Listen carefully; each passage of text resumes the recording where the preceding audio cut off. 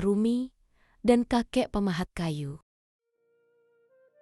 Di suatu hari yang cerah, di sebuah desa yang damai dan indah, hiduplah seorang gadis kecil bernama Arumi.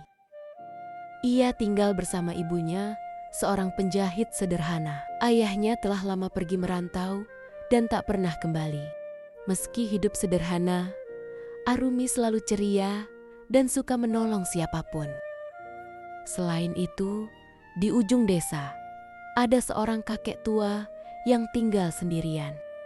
Ia bernama Kakek Gana, seorang pemahat kayu yang sangat terampil namun tertutup. Banyak orang menganggapnya aneh karena ia jarang berbicara.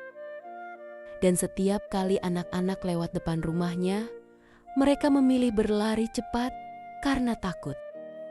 Tapi berbeda dengan Arumi, ia justru penasaran kepada sang kakek tua itu. Kenapa semua orang takut pada kakek Gana? Padahal ia terlihat sangat baik dan seni ukiran kayunya begitu indah. Suatu hari, saat Arumi bermain di hutan, hujan turun deras. Ia berlari mencari tempat berteduh dan satu-satunya tempat terdekat adalah rumah kakek Gana. Dengan ragu, ia mengetuk pintu rumah kakek Gana dan tak lama pintu pun terbuka.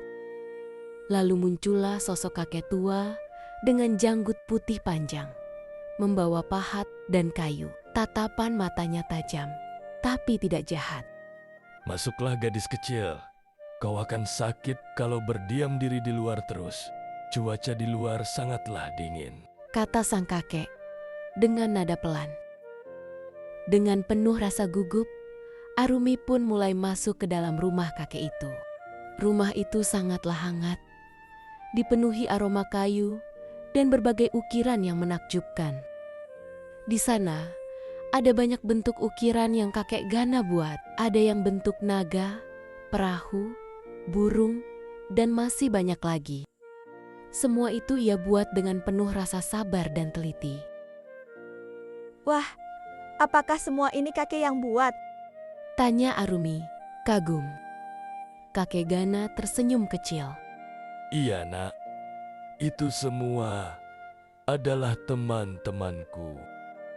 Sejak hari itu, hujan membawa awal pertemanan baru. Arumi sering datang membantu kakek Gana, mengumpulkan kayu, membersihkan bengkel, dan mendengarkan cerita-cerita ajaib dari ukiran yang dibuat kakek.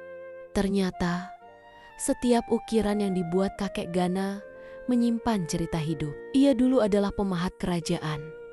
Tapi setelah kehilangan istri, anak dan cucu kesayangannya karena sakit, ia memilih menyepi. Sejak itu, ia hanya berbicara dengan kayu, mencurahkan rindu dan kasih sayangnya dalam ukiran. Arumi pun berkata, Kalau begitu, ukirlah aku kakek, agar aku bisa jadi teman baru untuk hatimu. Dengan hati haru, kakek Gana mulai memahat. Ia membuat ukiran seorang gadis kecil yang sangat mirip dengan Arumi. Lalu ia memberinya nama, ukiran Arumi, penjaga cahaya.